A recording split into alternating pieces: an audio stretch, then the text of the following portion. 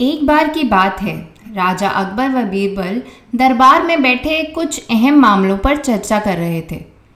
तभी बीरबल ने अकबर से कहा, मुझे लगता है कि ज़्यादातर पुरुष जोरों के गुलाम होते हैं और अपनी पत्नियों से डर कर रहते हैं। बीरबल की ये बात राजा को बिल्कुल भी पसंद नहीं आई।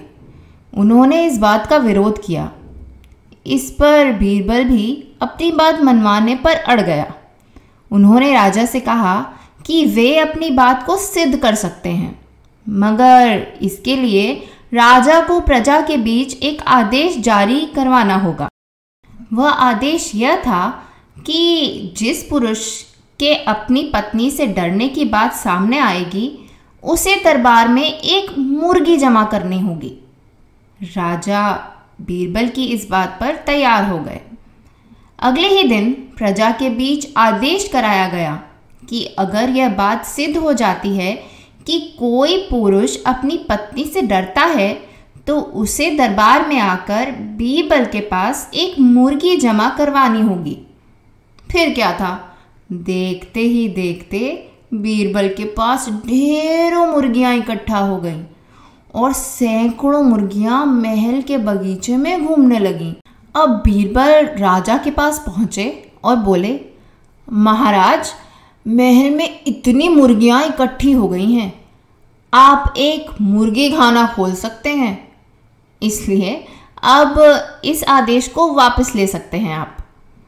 मगर महाराज ने इस बात को गंभीरता से नहीं लिया और महल में मुर्गियों की संख्या धीरे धीरे और भी ज़्यादा बढ़ने लगी। इतनी अधिक मुर्गियां महल में जमा हो जाने के बाद भी जब राजा अकबर बीरबल की बात से सहमत नहीं हुए, तो बीरबल ने अपनी बात सिद्ध करने के लिए एक नया उपाय निकाला।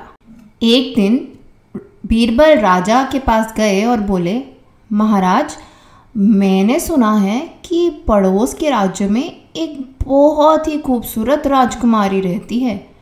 अगर आप चाहें तो क्या मैं आपका रिश्ता वहाँ पक्का कराऊं? ये सुनते ही राजा चौंक उठे और बोले, बीरबल, तुम ये कैसी बातें कर रहे हो? महल में पहले से ही 2 महारानियां मौजूद हैं।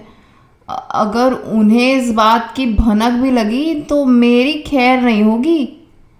ये सुनकर बीरबल ने तपाक से जवाब दिया, चलिए महाराज, फिर तो आप भी मेरे पास 2 मुर्गियां जमा ही करा दीजिए। राजा बीरबल का ऐसा जवाब सुनकर शर्मा गए और उन्होंने अपना आदेश उसी वक्त वापस ले लिया।